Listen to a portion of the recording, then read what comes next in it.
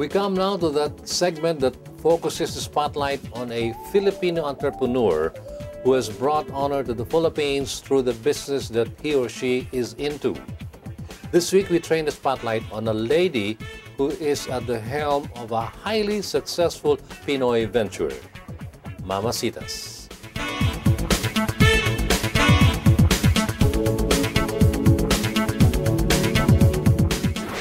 Who has not used a packet of Mamacitas products in the kitchen? Or if you travel to visit Filipino relatives abroad, who has not brought along Mamacitas sinigang or kare-kare mix? Who can truly say that he or she doesn't know or heard of Mamacitas products? Mrs. Clara Reyes Lapuz is from the famous Reyes clan, the foodie family that also started the now 80-year-old iconic Aristocrat restaurant. She is an architecture graduate, but perhaps because she is from the Reyes clan, she stuck it out in the food business and is now at the helm of Mamacitas. Mamacita is named after Teresita Reyes. Reyes ang family name niya, nag-asawa siya ng Reyes. Alam niyo naman sa Bulacan, maraming pumili ng apelidong Reyes. Nung hindi malaman ng mga Kastila, hindi maintindihan yung mga gatmaitan, di ganito, ganyan. So, pili kayo dito sa listahan ng apelido. So, maraming pumili ng Reyes, kaya maraming Reyes na hindi magkamag-anak. So, yung nanay at tatay ko, parehong Reyes, pero hindi magkamag-anak. Her mother, Mrs. Teresita Reyes, was seriously into food, perhaps because she herself came from a brood of 11 and she herself begot 11 children. Mrs. Clara Reyes Lapuz is the fourth among these 11. This matriarch would prepare food according to the season so that when guavas were plentiful, she was sure to make sinigang sa bayabas. Her own brother-in-law, a missionary based in Madrid, commented that Filipino cooking is one of the most tedious, and as a consequence, many Filipinos living abroad do not have the luxury of eating Pinoy comfort food, which took a whole day to prepare. This gave Mamacita, as they call the Reyes matriarch, a brilliant idea. Why not make a sinigang mix that one can easily use instead of going through the tedious traditional method? 1980 yung under her brand. Pero before that, we were making sarsa ng lechon na Fiesta brand na sarsa ng lechon. The family started with a Fiesta brand of lechon sauce, but it was only in 1980 that the brand Mamacita was born, and they started with their kare-kare mix, precisely because kare-kare is known as the dish for special occasions in many Filipino homes. But it was also a dish that was difficult and tedious to make. So, kailangan gumawa ng pampaginhawa ng buhay ng Pilipino na na-appreciate nila. Kaya naisipan namin yung kare-kare.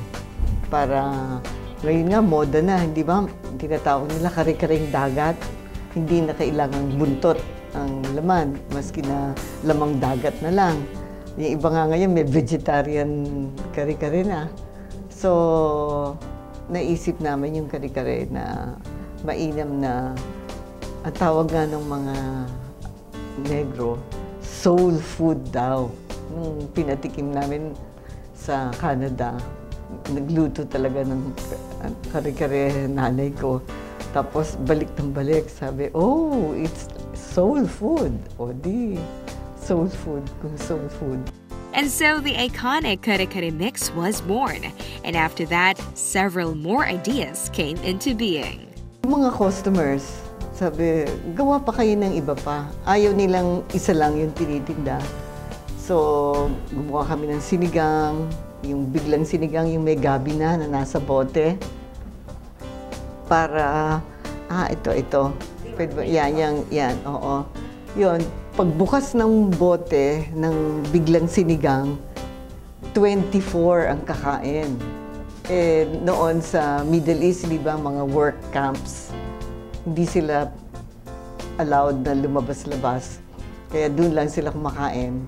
So, yun ang ano na nila. Sabi nila ang available kasi sa market noon, yung hinog na tamarind. Pag hinog na tamarind, ayaw naman natin ng sinigang na maitim.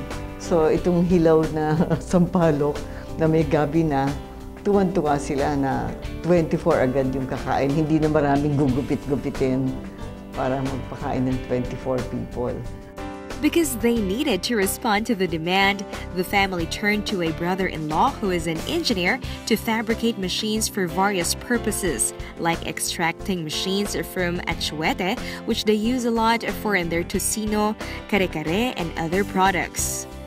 But soon, they knew they had to graduate from a mere cottage industry and saw the need to put up their own plant. Unang-una, hindi pa kami nung naka-invest na kami sa planta, yun na ata noong 1989, nung lumipat kami doon sa, well, it's an old building, Radio Wealth ata yan nung araw eh.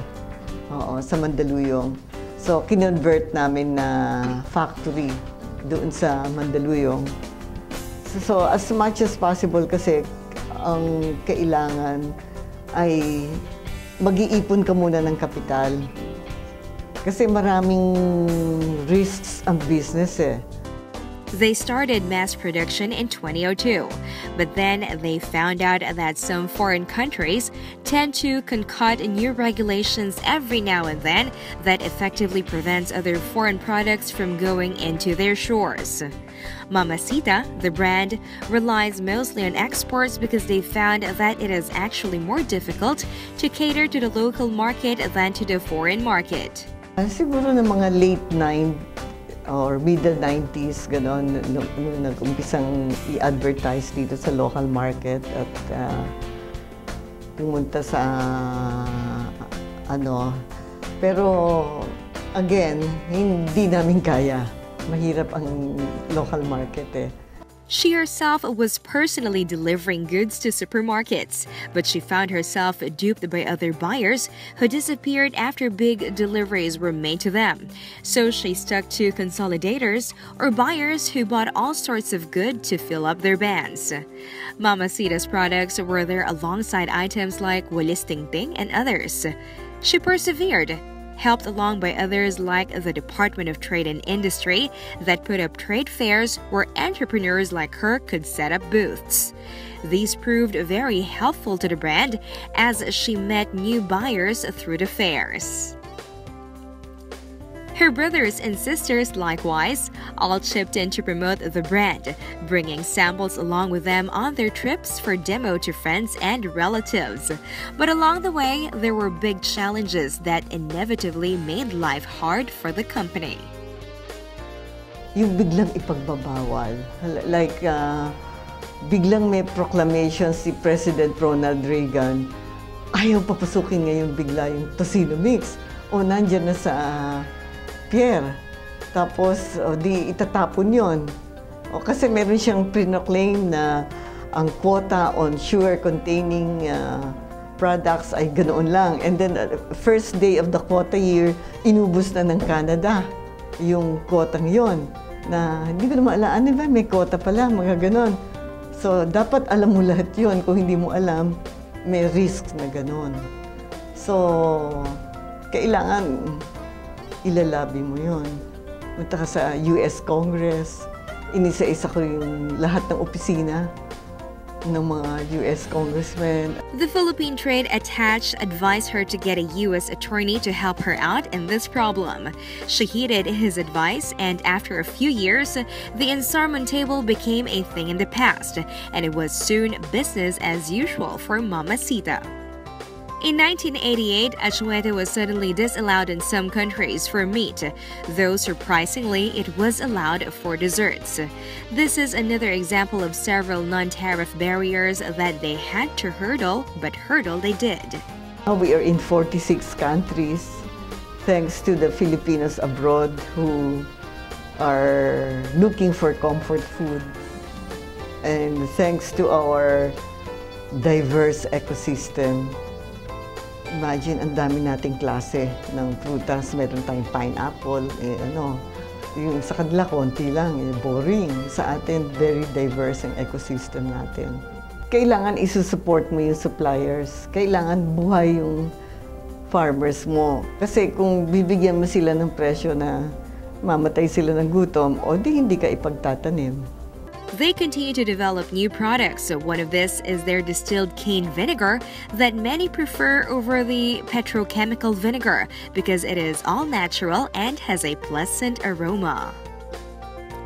She shared that she did not pursue a career in architecture and has no regrets whatsoever in her decision because with the business, she can afford to grow in her own pace. Besides, she says with much humility and sense of humor, there are many architects better than her, so she doesn't consider herself to be the profession's loss. She and her biologist husband run the company well together and complement each other. At the moment, her husband is concentrating on learning how to propagate ube more efficiently and to concoct new products for the elderly. Now with Mama Sita doing very well, she has a message to the government. Merong dalawang laws na gusto naming ma-amend. One is the Bangko Sentral Charter. Kasi since 1993, na-create yung new Bangko Sentral, dumami ang mahirap. Kasi ang kanilang mandate is only price stability, inflation control. Eh, aanin mo yung price stability kung wala kang pambili. Kailangan mo jobs eh. So, kailangan i-define na isama sa kanilang mandate yung growth in output, maraming napoproduce at maraming employment. The second is what they call as the Asin Law passed in 1993, which forbade the use of natural sea salt. The government promoted the use of iodized salt, even for other uses like coconut farms, for instance. Trucks carrying ordinary salt were apprehended and caught, and the country has to import iodized salt, displacing salt farmers from Pangasinan, Mindoro, and other provinces. Meanwhile, she says countries like Japan prohibits products that have iodized salt in their labels. Her objections to these laws show her sensitivity to less privileged and marginalized people. She also has an advice for the young entrepreneurs. Yun na nga yung be careful sa pag-utang. Huwag kayong basta naalala ko nung excited sila pag umutang abroad, ganoon lang ang interest, ang liit-liit. So, ang daming nag-utangan abroad. Pagkatapos, nung nag-devaluation, hindi nila kayang bayaran, na-foreclose yung business nila. So, kailangan ay maraming pitfalls ang entrepreneurs, kaya kailangan pinag-aaralan yung mabuti at saka yung small trials muna. Before big things can come out of small things. Kailangan hindi pera lang ang mo eh. Kailangan detached ka na money is not an end to itself. Di ba, ano ba yung tinuro sa atin sa catechism? To know God, to love God, and to be happy in heaven. O, pwede mo bang dalhin sa heaven yung mga kayamanan mo? Hindi. So, why should you be obsessed with that kayamanan? Kailangan nagsaserve ka na yung customers mo get something naman because you are getting their money. So you should be giving them value for the money that they are giving you.